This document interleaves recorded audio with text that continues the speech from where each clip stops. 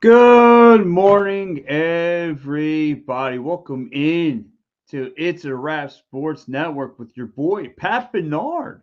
Yes, signed, sealed, and delivered. I signed the contract to come over here. As you guys probably saw me this past Thursday night, the Attacking Third was in the, as part of the It's a Wrap Sports Network product, and so was myself here with the Wraparound. Well, again, guys, in case you don't know who I am, you guys probably see me in my previous work with the Edge of Philly Sports Family and so forth with Stream Punk. But now I'm here with It's a Rap Sports. But listen, I'm not going to waste my time. You guys probably already know who I am. So let's get to work, shall we? And let's talk about Philly sports. Let's talk about what's going on currently. And there's so much to talk about. Some good, some bad, some ugly, real ugly, and I'm going to dive in it all. And I'm going to start with the team last night, and I'm going to start a little bit with the Union talk because I've kind of moved on from the teams from the winter, and I looked towards the teams with the spring. And when I look at the Philadelphia Union to start off, because last night I watched them play and I watched how good they are, but there was a problem that they could not find the back of the net. They couldn't find it. They struggled. It was they came up with creative scoring opportunities. They just could not find anything. No luck whatsoever to find the back of the net. I mean, they were getting really creative. Um, scoring chances, headers by Glasnes. Damon's a bunch of new guys were trying to get to find the back of net, and they just could not get the job done. I mean, it was really a goalie showdown, to say the least. It was between Pedro Gonzalez and Andre Blake. It was a great showdown. It was a good showdown. If you guys were at the Subaru Park, tell me what you saw. I thought it was a very, very decent game. Like I said, great defensive game on both ends from Orlando and Philly. The Union were trying to, like I said, we're bringing tons and tons of offensive pressure. They just could not find the back of the net. And this was going to be a game that was set in stone and for revenge for Orlando because on opening day, the Philadelphia Union went down there and they handled business and they smoked them.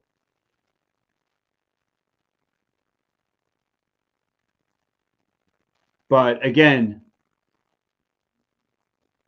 yeah, I mean, you're walking out a 0-0 game. I mean, I get it. It's expected to happen in some of these games. You're not going to have these monster wins like I was hoping for. But, it does scare me that because I know we all know Kai Wagner was not on the field. So without Kai Wagner on the field and using his vision, and Philly had 8 corner opportunities. Had 8 corner opportunities.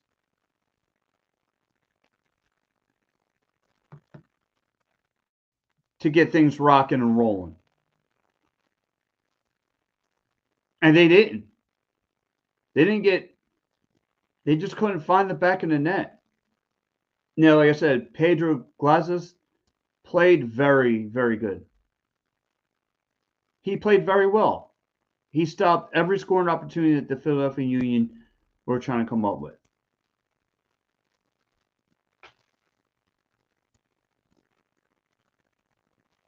Took away their best opportunity. Even Ty Baribo was trying to doing his thing. He was trying to get down low. He was trying to find scoring opportunities and couldn't make nothing happen. Now, the only thing that really scares me about this Union team is when they bring a lot of pressure, I see a lot of times, maybe because J.O. Glasnes is getting a little older, but they're getting cooked.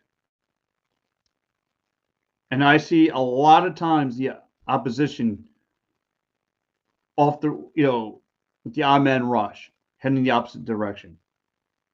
And that's scary for Union fans because, yeah, luckily Andre Blake stepped up and he made some incredible saves, but you're not always going to get that. You're always not going to be that lucky. And you can't be that way. It's scary. It is. It's scary that the Philadelphia Union just could not come up with anything huge last night. They didn't. They just couldn't come up with a win. However, like I said, it's a 0-0 draw. No harm, no foul, right?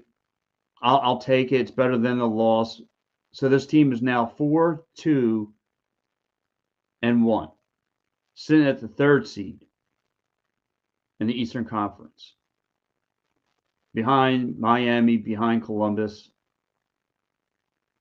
So Philly needs to go into Yankee Stadium. The Union need to go in there, and they got to beat up on the team they usually have their number.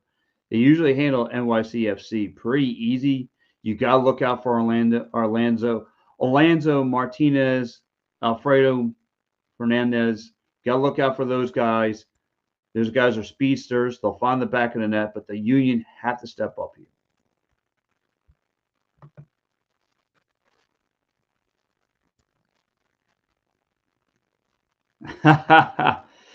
Right away, my man Tom Kelly checking to the program. He says nothing better Sunday morning than Pat Bernard program. Yeah, listen, the program's ready to rock and roll, Tom Kelly. So again, guys, if you were down at the Subaru Park checking out all the action, just tell me what you saw. Because I've seen plenty of scoring opportunities and nothing paid off for the Philadelphia Union. And same would go the opposite direction. Orlando has some good scoring opportunities. Again, come up with an odd man rush, and nothing paid off for them as well. Like, this was a true goalie showdown, and you're going to get those kind of games. Thursday night, Steve predicted a 2-2 draw. I was predicting a 3-1 win. I thought Philly had Orlando's number, but apparently I was wrong. But this, I feel okay. I know this team has to play better than yesterday. They just got to find the back of the net. Now, again, I'm seeing Daniel Gazdag trying to find ways to score, but he looks like more of a facilitator than this year than he does wanting to shoot the ball. My man Mike Laro, what up there, Nipples? He says, Pat talking European football. Yeah, that's what I'm talking about. Uh-oh.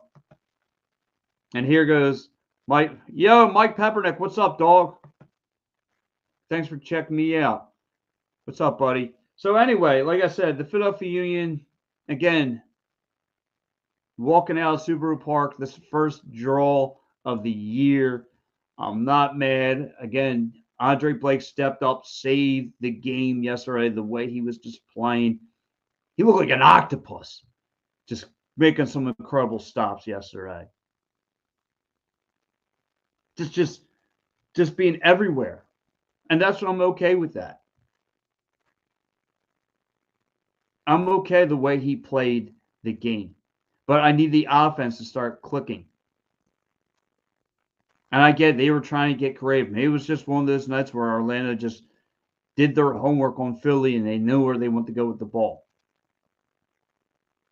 And I'm okay, so I was wondering for Union fans, how do you feel with Uwa coming off the bench? Like Uwa coming off the bench, that's I'm usually now I'm at the point now. I'm okay with Andre Bedoya coming in late into the game, trying to make something happen. But again, yeah, it's a little weird. So I would like to see Uwa get a little bit more starting time. I think he brings a little bit more scoring opportunities. I get it. Bradley Carnell's going to go with the younger legs and give these young cats like the Vukic's and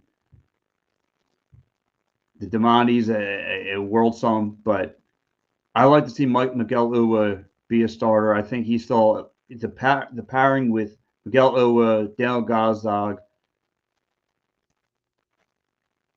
and Ty Bariba. I think that's still a decent pairing. Now I get it too. Like Brad Cornell runs the same formations, the 4-2-2, and I'm okay with it. But I like to see little mixtures. Like Orlando does a little better job coming up with little mixture formations. I like to see Philly do it.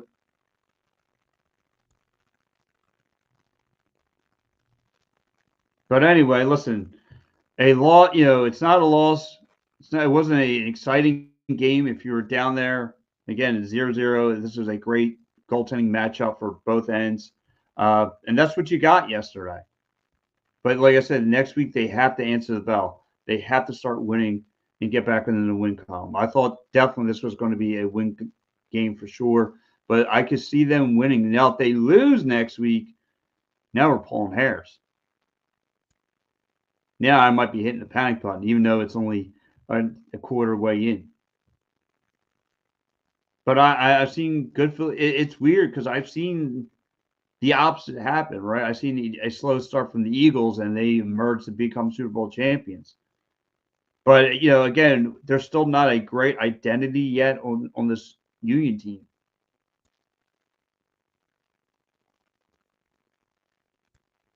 There's, curious to know, like I said, they had a great first couple of games, but now I feel like the homework's out on them. I feel like teams are starting to get a grasp of Bradley Cardinel's playbook and understand what he likes to do. He's just got to come up with some adjustments. And like I said, yesterday was, again, them trying to get creative, but yet they could not find the back of the net.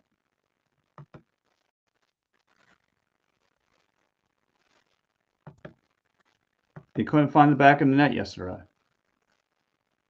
And that sucks. It sucks because, like I said, I thought they were going to squeak out, a last minute goal somewhere in garbage time and nothing. Nothing. They couldn't squeak out anything. So anyway, like I said, they're going to head to the Yankee Stadium coming up on Saturday night. For Union fans, you get to scout out this NYCFC team today as they face Minnesota at 3:00. You kind of get the scout, get a read on what these guys are going to be bringing to the table. So that's where it benefits the Union a little bit. But Bradley Cornell needs to get creative and get other guys in the rhythm. I need to see Dan Gazdag scoring a little bit more. I thought he would have had a couple. Last year he was racking up goals. He was one of the top goal scorers in the MLS. I need him to start stepping up here.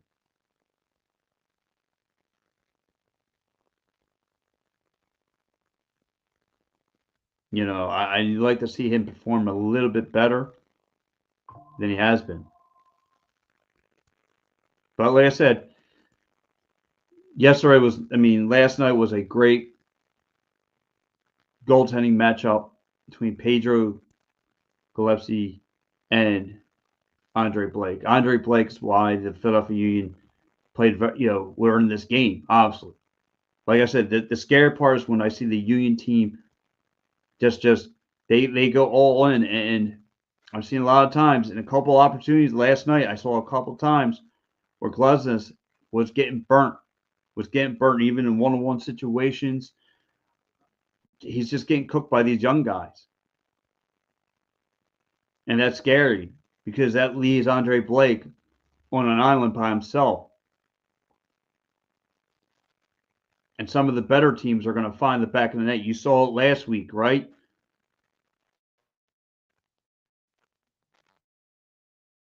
You saw a little bit last week. Messier even taking that kid Igan Guvidic. He saw it. He created his own shot. He knew he was wet behind the ears. Took him to school as well. So that's like I said, that's a little thing that scares me a little bit. It's the center backs here with the Union, but they got to be playing better. They got to play better.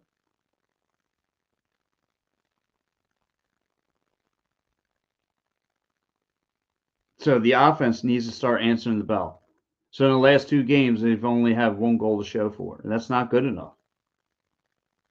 You can't in this league. You cannot cool down, and I get it.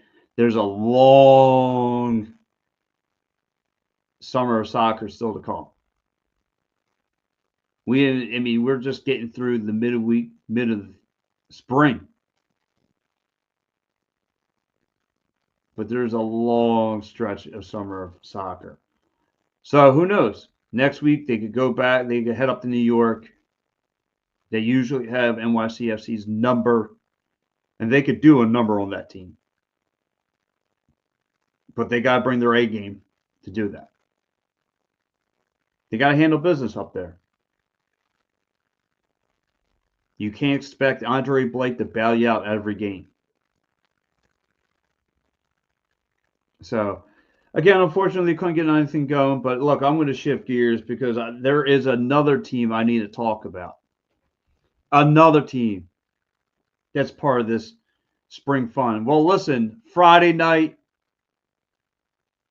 Jesus Lorado played very, very good. He's got some nasty stuff, that kid. 8 Ks. 8 Ks.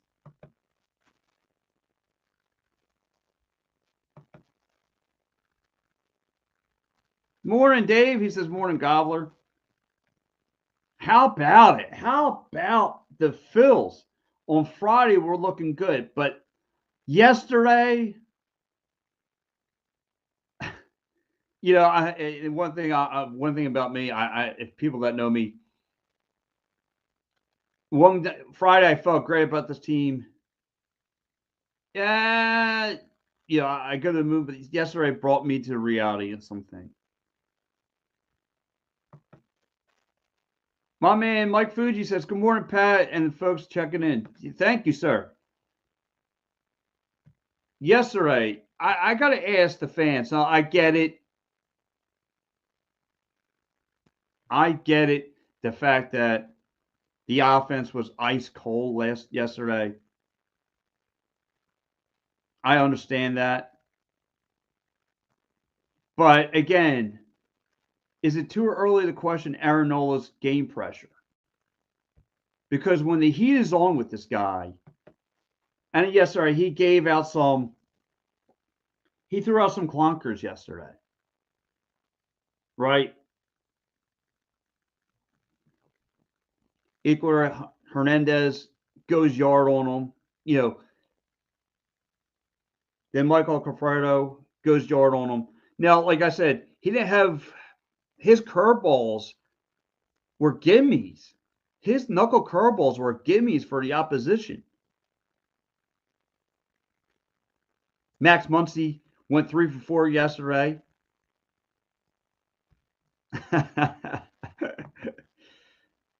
Here goes Pierce Nipple himself. Big Al Safiri says he's about to go flip-flop. 3, 2, 1. Yes. Well, look. Your offense can't go ice cold. You just can't play like you did yesterday.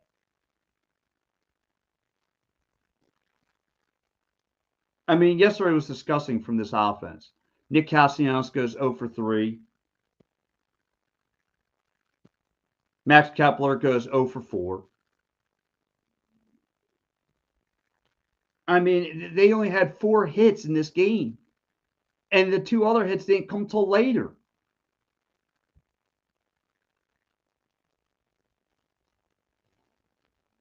Like, I get it. Like, I expect that games, like, they're not going to play like this every single game, but come on, man. Like, the offense needs to step up. They made this rookie, Roko Suzuki, they made him look like an ace. And the broadcasters and the national broadcasters made him sound like he was the best thing since sliced bread, like the next Sonny Koufax.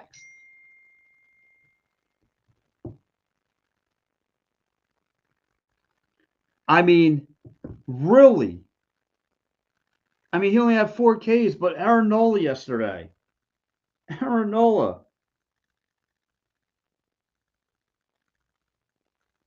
gave up like 7 hits. You can't do that. Fuji says it's not too early to question, not too early at all to question Nola's the last 4 out of 6 seasons. Nola hasn't given up nearly 30 runs in the. Yeah, that's what I'm saying. Like, I wonder, and now listen, maybe it's the weather. We all know there's times though. Aaron Nola, it looks like a gem. We've seen it where he has those shutout games where he has ice in his veins and fire out of his hands. But there's also like games like yesterday where the game's kind of relying on him because the offense is not there, and we needed him to pitch a gem. And those two little bugaboos, like I said, his fastball was great. His sinkers were awesome. But those curveballs that he was throwing were gimmies. Where they were gimmies to the Dodgers offense. And we can't have that. Now, like I said, it's like yesterday's game was a pie chart. You blame half on Nola, you could blame half on the offense for not even showing up. Here goes my main man Al. He goes, come offense or good pitching was a big problem yesterday. I know Nola wasn't pretty, but holding a team like the Dodgers to 3 is what you like to sign up for. Yeah, but Al, look, I hear you. Whether you hold the Dodgers to a small margin or a little small, a little margin, a win's a win. They won. They won. Now listen, you get Christopher Sanchez today, and that might turn things around. I'm just saying that Nola might be the issue on this team. I'm just saying. And like I said, it's too early. Maybe this is the normal for Nola. It's April. He starts cold. I can't. Al, you're too much of a positive guy. Who cares if they hold him to 3 runs or less? I mean, the fact is that this team didn't show up on offense. They only scored 1 run. Dave Yarner says, "Hey Pat, it's April. The bats don't start getting hot until July. You know that." Yeah, listen, Dave, I understand that, but the bats looked pretty good against the Nationals and the Colorado Rockies, right? They took the brooms out. They start sweeping, right? And then they won on Friday. I'm just saying, Dave, Nola in a game where the offense is struggling, you need those 2 bugaboo home runs that Nola gave up. Sucks.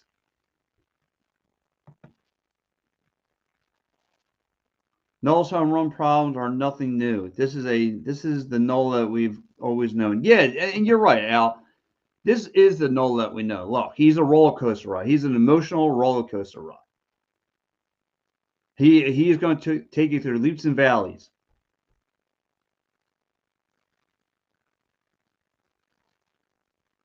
But I mean, like I said, I can't say. Like I said, yesterday was disgusting. I mean, it just sucks. I mean, they Nola not playing good and the offense not being there doesn't help. And I guess this looks more on Nola because again, when the offense is not there, you're going to need to rely on your arms to get you through it.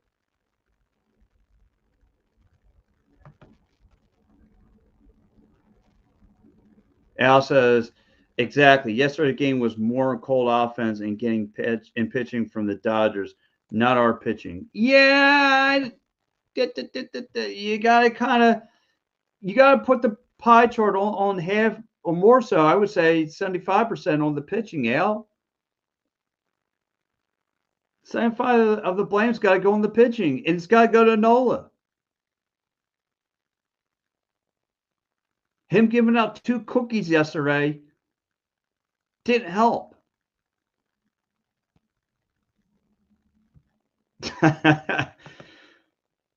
Here comes Patty B. 3, 2, 1. Yes, yes. You know what? I'm okay being the ungodly stepchild of the Mayor Mayfair, Matty B, if that's what people want to announce me as. I'm okay with that, Al. I'm okay being the Matty B ungodly son, okay, of the Mayfair. Oh man, and here goes Davey Arnold. Come on, Al. No gives you innings, can't blame him when the offense gives you nothing. Wow. Well, listen, that's what I'm just saying. I'm just curious to know where the Philly where the Philly where are Philly fans right now? No, where are you guys at?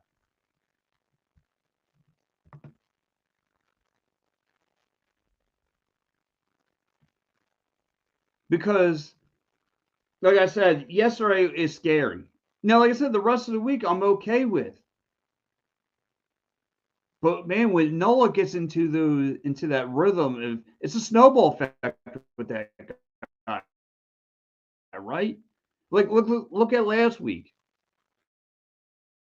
Gave a girl he gave a Girl Scout cookie to Josh Bell last week. Nathan Lowe. I mean, he gets in his innings, man. It just goes from bad to worse. I mean, I don't have a problem so far in this opening week with any of the arms. Wheeler looks good. Jesus Lazardo looks good. Christopher Sanchez looks good. Heck, even Taiwan Walker blew our minds the other day. But he's the only stick in the mud right now.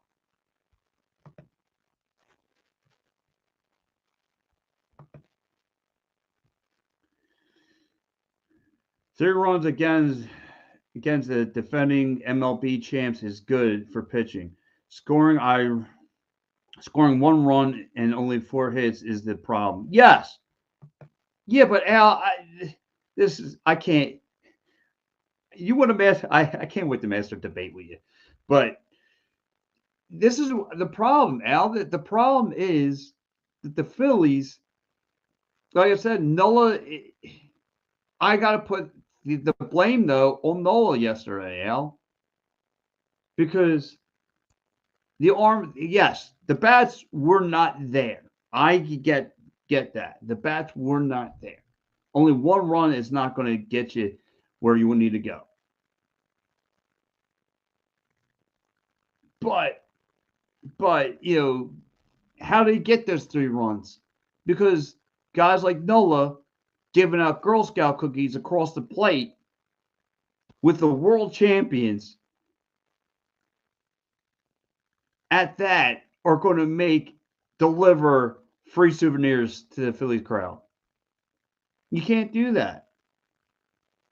You can't do that. You have to play better baseball. You have to play better baseball. Now, like I said, it's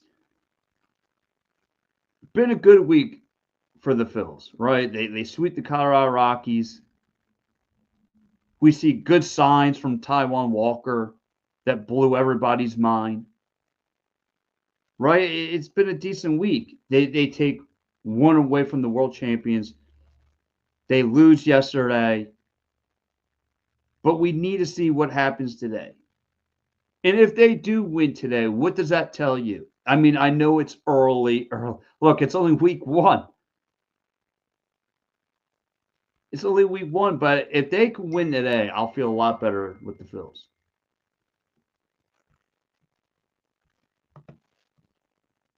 Dave says my problem is taking Sosa out of the lineup when his when his bat's been on fire. Makes no sense to me. Hey, Dave, you kind of got a point there.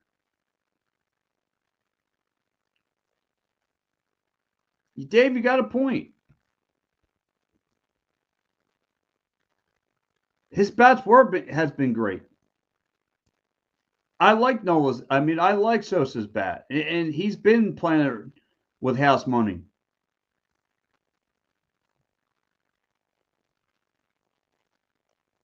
I mean, really, other than Bryson Stott on a consistent basis, he's been there for you. Kyle Schwarber gets a nice little hit. He's been consistent for you. Brandon Marsh is inconsistent, but that's what we signed up for. Big Al says, putting the blame on Noah yesterday is why you're behind the mic and not be in the dugout. I don't know if it will be handled Sundays with you again. Yes, may need to up my blood pressure meds. Yeah, listen, I don't blame you. Listen, where do you think Monique's at right now? She's taking blood pressure meds just waking up next to this. You know what I mean? Waking up to this, you know, 24-inch python right here. You know, I get it. No, not everyone can run with the big doll. So, but no, listen. Yesterday's game was slop. I hope this isn't. We're just hoping this is not many sloppy games to come and follow. And that's what we're hoping. We're just hoping yesterday's ugly performance on both sides of the ball, from the pitching and from the offense, needs to be better. Needs to be better. They cannot have a cold night. I get it. It's raining. It's cloudy. It's windy. I get all that. But you can't perform as well as the weather. Jeez, step up. Step up. You know, like I said, it's been a decent week for the Phils. And I can see this team bouncing back.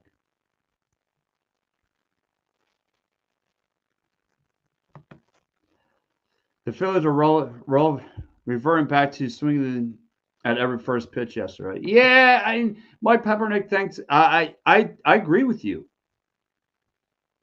And here they go again, Mike. Nick Castellanos, Exhibit A. He swings aggressively at every first pitch. Still has yet to learn.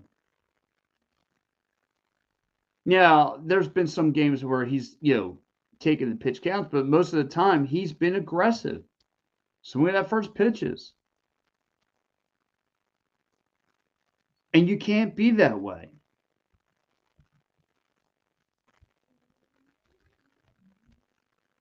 You can't be that way. The offense needs to come through today. And you got to play lights out. And I get it. Like, this has early postseason expectations because you're playing against the world champions and you want to see the best from this Phillies team.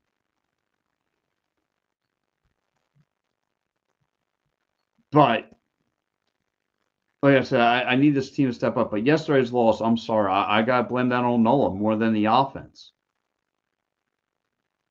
Those two Girl Scout cookies he just handed out to Hernandez and Conforto.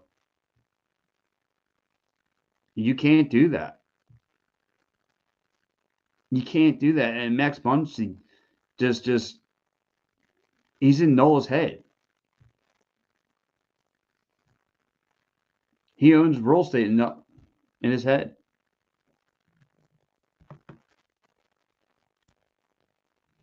Bryson stopped making a little league blooper, getting a double in the first base. You know what? I'm glad you brought that up, Mike. How about that? Fundamental baseball. Again, that blooper that Bryson Stott made. Like, come on. Like, what were you thinking out there? You got doubled off and cost your team an inning. Like, what in the world was Bryson Stott thinking?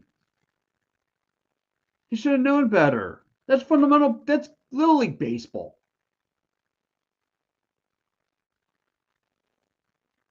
I couldn't believe he did that.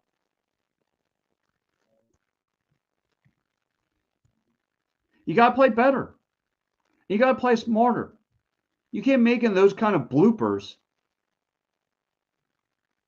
against the world champions. I think that was the biggest mistake in yesterday's game. And thanks, Mike Peppernick, for bringing that up. Again, that part falls on the offense. You can't be making mistakes. And I know a lot of Philly fans like, so what? They have a bunch of baseball. Yeah, I don't care, but we are talking about the current and present time. And that present time was yesterday, the most recent baseball game. And yesterday was a mistake on Bryson Stott. That blooper could have possibly cost them the whole game yesterday.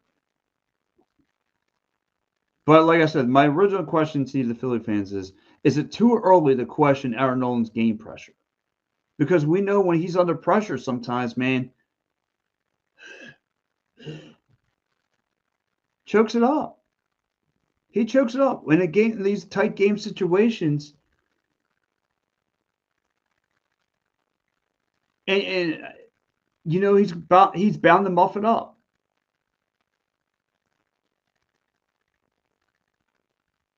And like I said, yesterday was one of those games that you needed him to pitch like a gem because the offense was just too cold.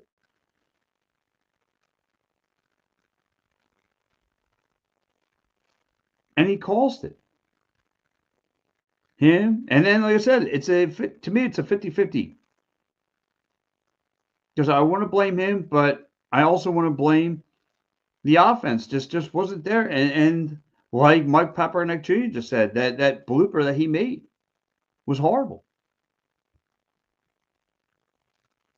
So, guys, if you're just checking in, this is your boy Pat Bernard on It's a Wrap Sports Network. Hit like, share, subscribe. It's all free. Tell your friends about it. It's the Wraparound with your boy Pat Bernard. But yes, anyways, like I said, the Phillies are going to have to work on things moving forward. We'll see what Christopher Sanchez can do today. You know, he's going to face Tyler Glasnow. Tyler Glasnow in his first opening game, he had 8 strikes. He's got a W. It's going to be another tough pitching matchup, and we're going to see how the Phillies lineup can adapt today. Hopefully they'll win the series. But anyway, I got one more segment I want to get into, and that is the winter teams.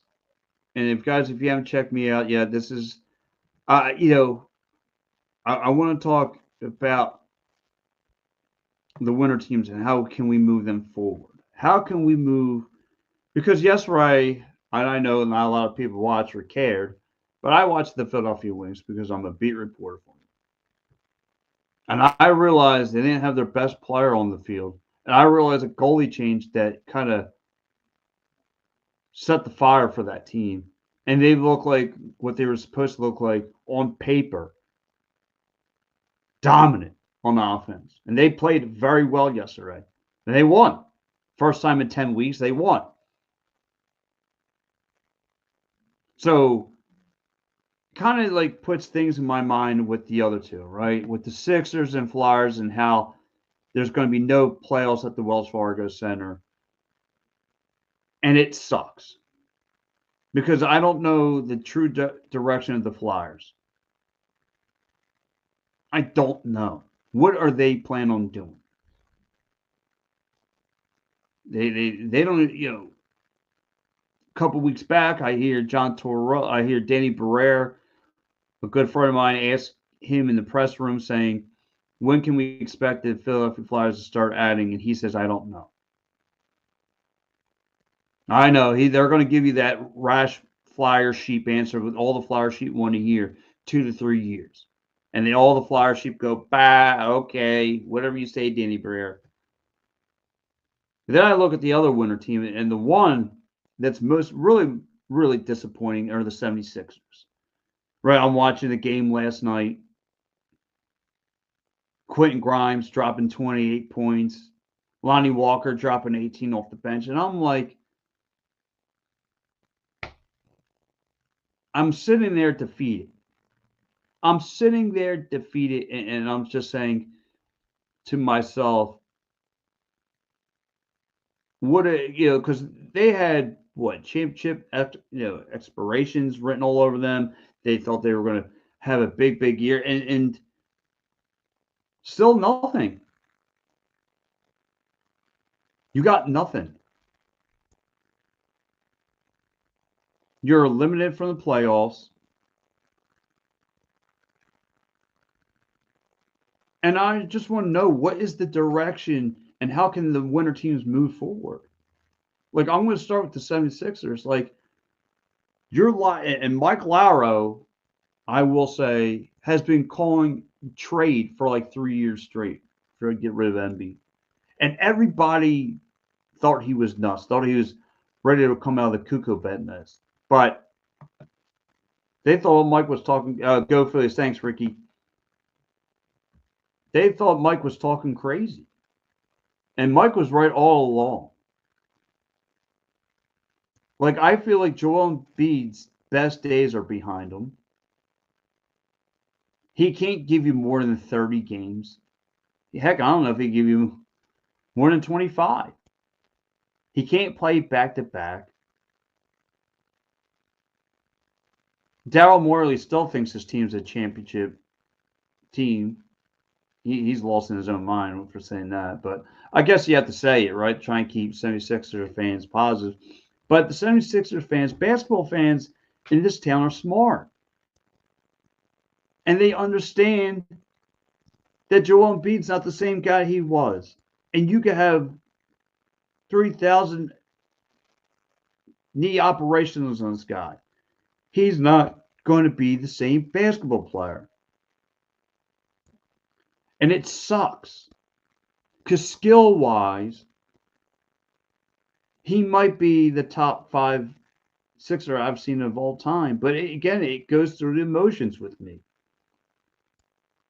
I've seen Lindros, who looked like he was at top of his game, looked like he had all the skill set, looked like he was due to bring this city a Stanley Cup.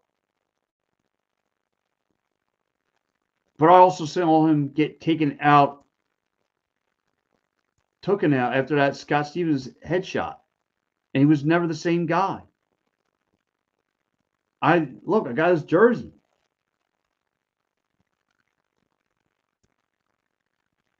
Like, I watched my favorite childhood player because he had all the skill set in the world, but because of the injury bug, he just couldn't do it anymore. And it's the same story for Joel Embiid. Like, the Joel Embiid story is never going to be finished here in Philly. He's never going to be able to bring this city a championship. So what did the 76ers have to do for? I mean, they got him in this contract. They're going to have to just keep him big-time money. They brought in Paul George and all these old washed-up names. Like, how does the 76ers move forward from here? How? I don't know.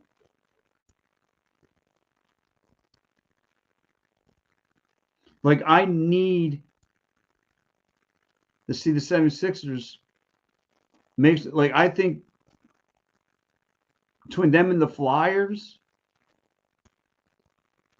I think I expect a little bit more of a bigger splash from the Flyers this summer than I do the 76ers because of this bear trap that the 76ers got themselves into and how disappointing it's been. But I saw this coming, like all Sixers fans saw this coming a mile away.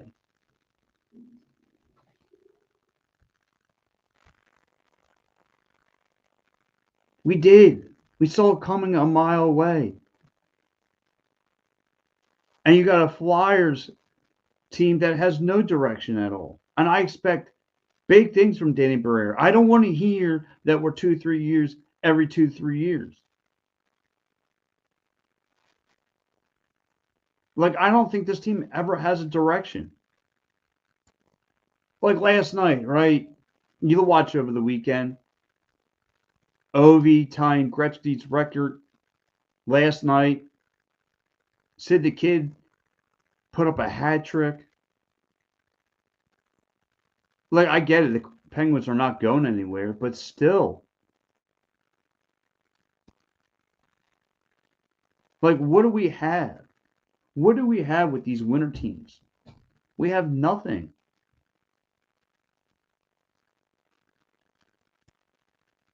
Like, I'm if Danny Bird has no splash whatsoever this summer, I'm going to start questioning him.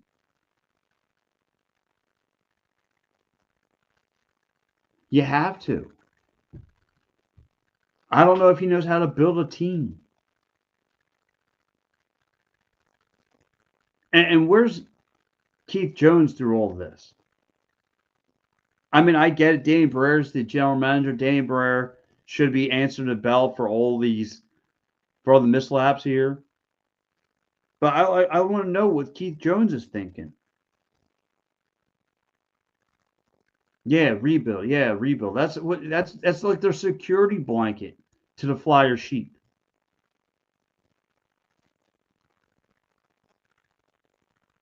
Like Sam Harrison didn't have the greatest of great years this year. Matter of fact, I thought they played better a little bit without him. When it was Ivan Fedotov and Kozlov between the pipes during what that month in November, early December stretch. I thought they played better without him.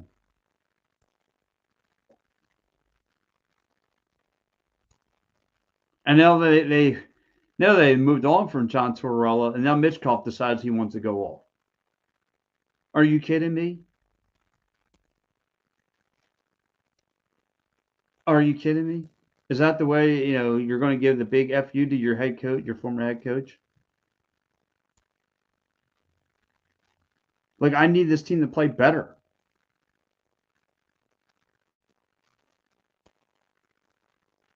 I need this team to play lights out. And like I said, I don't know who I'm going to be more disappointed in. Like I said, I'm mostly disappointed in both those franchises. Like, to be honest, I don't know when they're going to be relevant. Either one. Because I don't know if Dane Byrne he found Mitchkov. Great. But what do we have around Mitchkov? Are we going to get another year older of Coots? Like, what are we doing here? Yes, am I happy they moved on from Scott Lofton? Couldn't be happier. Couldn't be happier. They're going to get money off the books. Great. So I expect the Flyers to make a big splash this summer. I just don't think they had the goaltending. I think Sam Harrison underperformed. And their loophole is we're just rebuilding. We're just rebuilding. Like if you're Travis Konecny, how long you want? Like, yes, getting the money bag this past year was great, but he'll never host a Stanley Cup here. He'll never see one unless he decides to go somewhere else. It sucks. And like I said, and the same thing could go for the 76ers. Now they don't have. They need to go find a legit big man. Like, oddly enough, I've seen Leafs with the 76ers. I've seen some pieces that look good, like a Jared Butler, Lonnie Walker, Quentin Grimes. So, I mean, I think with the 76ers have a better leeway of getting things back on track because they've shown you signs of pieces that work. And can only imagine if Tyrese Maxey was healthy with a couple of these young cats. Because that's what the NBA is. Loaded with young guns. No one cares about the old name anymore. But like I said, I think the 76ers have a better shot than the Flyers do to turn it around because at least the 76ers are showing you things that look like they're going to be able to work come next October.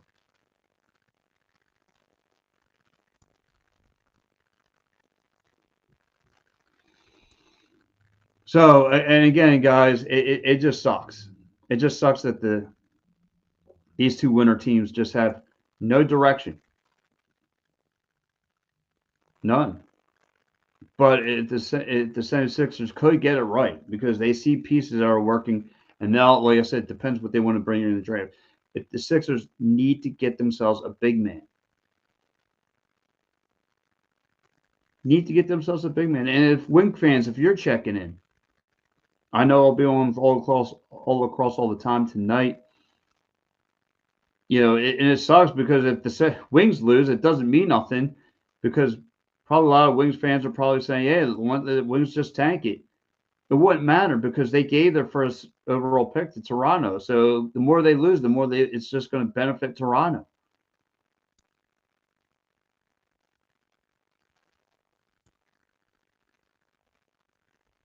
But yeah, man, it sucks. It sucks that these winter teams don't have a direction. I don't think anyway. I mean, yeah, the Flyers could tell me that they're rebuilding and blue in their face, but I need to see other than Mitchkov, where else is our home run? In the most important position, where's our home run as far as goaltending? Now, like I said, I would keep Fanotov around and see how he develops and see if he can truly be a number one goalie.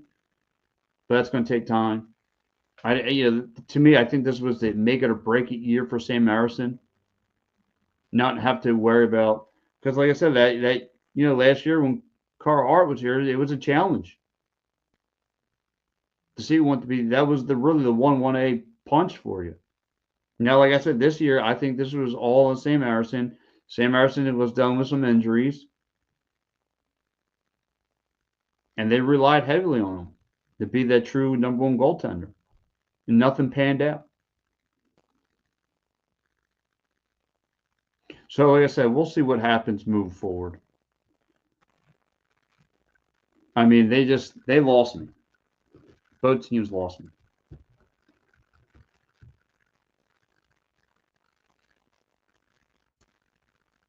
Both teams lost me.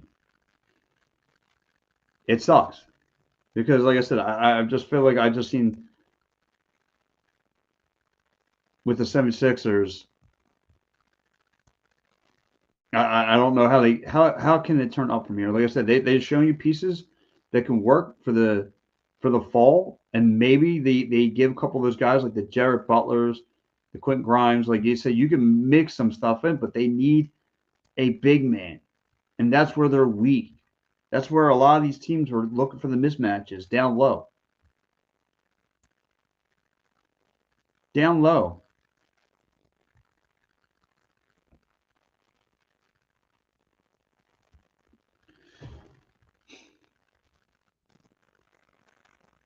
That's what happens. So yeah, it sucks. We'll see. We'll see what happens with the 76ers, Philadelphia Flyers. They're going to have to get their act together as well. They really need to make a bullish move this summer. And I want to know from you guys who do you guys think that needs to make a bigger splash here, the 76ers or the Flyers? To me, I think the Flyers need to make a bigger splash. I think that they have to. I think Danny Briere needs to find some good picks. I mean, they're loaded this summer with picks. I just want to see what they're going to bring in there and how they're going to pan out. Because to me, other than Owen Tippett, Travis Konechny,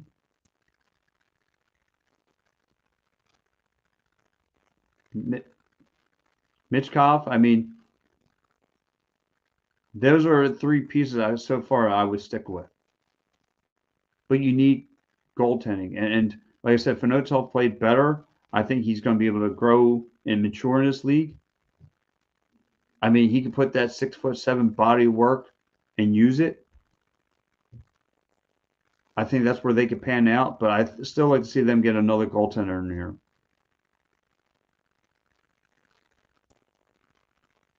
But like I said, when are the Philadelphia Flyers going to be relevant? When's this going to be a sexy spot to be? And I don't know. I just feel like the Philadelphia Flyers are just going to always be the flea market for good teams. I just feel like they're always going to be a flea market for the good teams. They come in, they grab people, and they roll.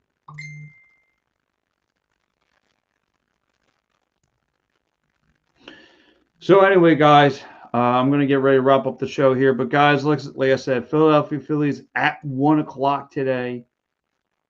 I like to know what's everyone's game meal. I think I'm going to do a cheesesteak. I think I'm going to go classical cheesesteak.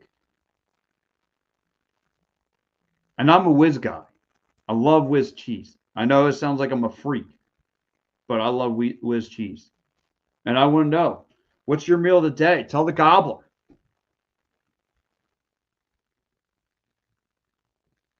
One o'clock game, Phillies and Dodgers.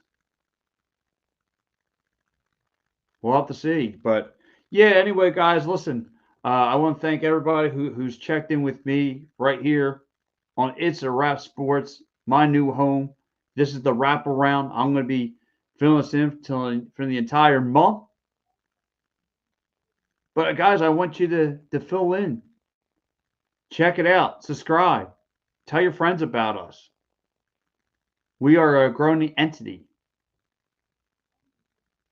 But anyway, guys, I want to say thank you so much for chiming in with me. Your guy, Pat Bernard, a.k.a. The Gobbler. I will be back here on Thursday to talk the attacking third with my man, Steve Fernandez. We'll be breaking down what just happened. We'll get more in depth with what to expect from New York. And we might have a good surprise guest coming on the show. You're going to have all that and more. But, guys, I want to say thank you so much. Your guy, Pat Bernard, a.k.a. The Gobbler. Thank you so much. Guys, enjoy the rest of your day. See you later.